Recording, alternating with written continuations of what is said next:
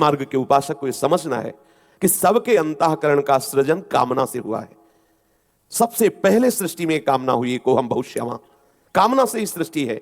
हम सबके शरीरों का निर्माण काम चेष्टा से है, इसलिए हमारे अंदर परमाणु है, हमारे अंदर वही संस्कार है जिस चेष्टा से हमारा सृजन हुआ है। हम काम संकल्प से, काम चेष्टा से हमारे शरीर का सृजन हुआ है। इसमें वो परमाणु है। इन परमाणुओं को जो मिटा दे वही भगवान, इन परमाणुओं को जो मिटा दे वही भगवत भक्त, इन परमाणुओं को जो मिटा दे वही महात्मा।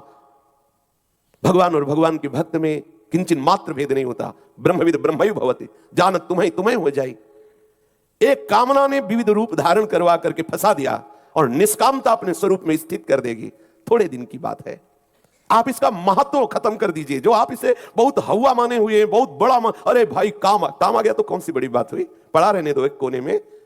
ये अनित्यास्तितिक्षस्व भारत, ये नाशवान वृत्ति आई है, एक क्षण में नष्ट हो जाएगी। अगर उसका चिंतन किया, उसका महत्व दिया, उसको चेष्टा की, उसके सुख की तरफ आकर्षित हुए तो खत्म, फिर आपका परमार्थ खत्म। फिर उसी का चिंतन करते रहो, नवीन नवीन भोगों के संकल्प बनते रहेंगे। सावधान, ये सत्संग केवल मनोरंजन नहीं हो रहा, सावधान। ये परमार्थ का पथ केवल ऐसा नहीं है कि केवल वाग विनोद या केवल ऐसे मन का विनोद है। मन को मारना, हर इंद्री के वेग को सह जाना, तभी हमारा गोविंद उसके अधीन हो जाता है। ये खेल है। ये अगर कोई कह दे कि भगवान इतना निर्दयी क्यों है, निर्दयी नहीं, ये खेल है और उसका इनाम है। यदि आप इस खेल में सही ढंग से खेल गए तो इस खेल से मुक्त करके अपने चिदानंद खेल में शामिल कर लेगा।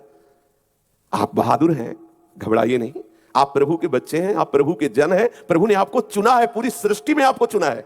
आप सोचिए कितने लोग हैं जो इस परमार्थ में चलते हैं।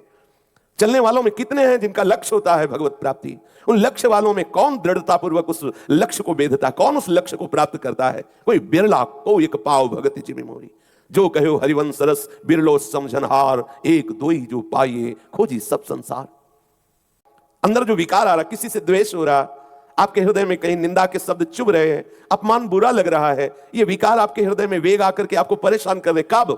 जब आप उनका महत्व देते हैं। अगर आप तत्काल बस साधक का इतना ही होता है, अंदर से ऐसे किया, इसका कोई महत्व नहीं, आगे लग गया, नामबाड़ी में लग गया, नामबाड़ी में चित्त को लगा। आप देखो तो करके थोड़ी देर जलन हुई, शांत हो गया। फिर जो जलन आई थी वो जलन अगली बार कम आएगी, फिर और कम आएगी, फिर और कम आएगी, फिर एकदम खत्म हो जाएगी। एक दिन ऐसा होगा कि आप समस्त विषय भोगों के बीच में रहते हुए आप निर्मल रहेंगे। आपका मन ऐसा हो जाएगा जैसा भुना हुआ चना, भुने हुए चने में चाहे जितना खाद पानी लगाओ अंकुरण नहीं आएगा। ऐसे ही जो इस रहस्य को जान गया, चाहे जितने सुंदर सुंदर विषयों के बीच में हो, उसके हृदय में कभी भोग वासना जागृत नहीं हो सकती। नहीं स्वात्मारामम विषय मृग तृष्णाम भ्रमयति। तुम्हें लगेगा, तुम्हें लग सकता है, लेकिन आत्माराम पुरुष के हृदय में कभी किसी विषय के भोगने की लालसा नहीं होती। जो सच्चिदानंद तत्व को जान गया, उसके हृदय में फिर ये राग नहीं होता। या रहस्य रघुनाथ कर बेग न जाने कोई, जो जाने रघुपति कृपा सपने मोह न होए। प्यारे, बहुत बड़ी कृपा हो गई है, चूकना मत। ये विकार आपको ठगिए, आपको आकर्षित करेंगे, चूकना मत। अगर कदम रख दिया है वैराग्य के मार्ग में, तो चाहे धज्जियां उड़ जाए, आग लगा दी जाए पूरे शरीर में, मैं जलना पसंद करूंगा, परमार्थ भ्रष्ट होना नहीं। ये स्वीकार करो, हृदय से स्वीकार करो। तुम्हारी स्वीकृति में दम है। तुम अगर स्वीकृति अगर हृदय में बैठा लो कि स्वयं भगवान आवे और मुझे विशेष सेवन की आज्ञा करें, तो मैं उनकी इस आज्ञा का पालन नहीं करूंगा, आप विजय को प्राप्त होंगे, आपको कोई परास्त नहीं कर पाएगा। आपके संकल्प में भी बहुत सामर्थ्य है, क्योंकि आप चिदानंद तत्व के चिदानंद अंश हैं। आप अपने स्वरूप का विस्मरण करके भोगों को इतना महत्व दे दिया कि आप रो रहे हैं। आप अंदर से इतने हार रहे हैं कि मैं कैसे चल पाऊं। कदापि नहीं, ऐसा कदापि नहीं होना। मोम के घोड़े पर सवार होकर आग की ज्वाला से निकलना है इस मार्ग में। अगर चूक गए तो मोम का घोड़ा पिघल जाएगा और आप आग में जल जाएंगे। कोई ना कोई विकार आपको परास्त कर देगा। मोम के घोड़े का तात्पर्य है द्रवित हृदय। आप भक्ति मार्ग में, प्रेम मार्ग में है, आपका हृदय द्रवित हो रहा है। यदि आप सावधान न रहे तो वो द्रवित हृदय काम की तरफ बढ़ जाएगा, वो द्रवित हृदय मोह की तरफ बढ़ जाएगा, वो द्रवित हृदय वासना की तरफ बढ़ जाएगा। और द्रवित हृदय का मतलब है जैसे मोम, पिघली हुई मोम में जो आकार दोगे वो दृढ़ हो जाएगा। आपका द्रवित हृदय और आप कामासक्त हो गए तो भारी कामी हो जाएंगे। आपका द्रवित हृदय ममता में फंस गए, भारी ममता में फंस गए। द्रवित हृदय सावधान, चढ़ के मैन तुरंग पर चली वो पावक माई। देखो, जिस भगवत प्राप्ति के लिए बाधक भाव मानकर अपनी पत्नी, पुत्र और राज्य को त्याग कर भरत जी महाराज गंडकी नदी का सेवन करते हैं, निरंतर भगवत स्मरण का अभ्यास कर रहे हैं। द्रवित हृदय मृग के बच्चे में फंस गए, बन गया आकार मृग का, अगला जन्म मृग का हो गया। सावधान। सत्संग का तात्पर्य है अंदर की जो हमारी उलझने हैं उनको सुलझा देना। कुछ ना बोलो, चुप रहो। अंदर कोई भी विकार आवे, चुप रहो, शांत रहो। उनकी सत्ता नहीं है, उनका महत्व नहीं है। चिल्लाओ मत, किसी से बोलो मत कि मेरे अंदर क्रोध आ गया, मेरे अंदर काम आ गया, मेरे अंदर मोह। चुपचाप सह जाओ। कोई पूछे कैसे हो, बहुत अच्छा है, बड़ी कृपा है, आप देख लो उनकी सत्ता ही खत्म हो जाएगी। आपने महत्व दे रखा है। प्यारे, बहुत बड़ा दांव लग गया है, बाजी जीत लो, हारना मत। ये जो भगवत मार्ग है इसको सिंघनी का दूध कहा गया है। प्रेम मार्ग को बच्चा बन जाओ, जैसा गुरुजन, जैसा आचार्य जन आदेश करें, आंख मूंद करके उनकी अंगुली पकड़े हुए चलो। तुम्हें कोई छू नहीं सकता, कोई नहीं छू सकता। अनंत ब्रह्मांडों का स्वामी हर समय तुम्हारी सुरक्षा में है। तुम क्या समझते हो, तुम अनाथ हो क्या? जब तुम स्वीकार करते हो तब तुम कामी होते हो। अगर तुम स्वीकार न करो तो काम की सामर्थ्य नहीं कि तुम्हारे हृदय को मलिन कर सके, क्योंकि अनंत सामर्थ्यशाली प्रभु का नाम जिह्वा में मेन द्वार पर है, प्रधान द्वार पर बैठा हुआ है भगवान नाम। नाम पहारू दिवस निशी, रात दिन नाम का पहरा है। तुम खिलवाड़ समझ रहे हो? तुम भगवत मार्ग के पथिक हो, भगवत पार्षद हो, दिव्य शक्तियां तुम्हारी सेवा में है, तुम अभी जान नहीं पा रहे हो। सावधान, रात दिन नाम जपते रहो। जिह्वा पे तुम्हारे मेन द्वार पर नाम बैठा है, कौन प्रवेश कर सकता है? नाम पहारू दिवस निशी। और ध्यान, नाम जपते रहो। जिह्वा पे तुम्हारे मेन द्वार पर नाम बैठा है, कौन प्रवेश कर सकता है? नाम पहारू दिवस निशी। और ध्यान तुम्हार कपाट। प्रभु के रूप का ध्यान चल रहा है, मुख में नाम चल रहा। कहां है काम, कहां है विकार?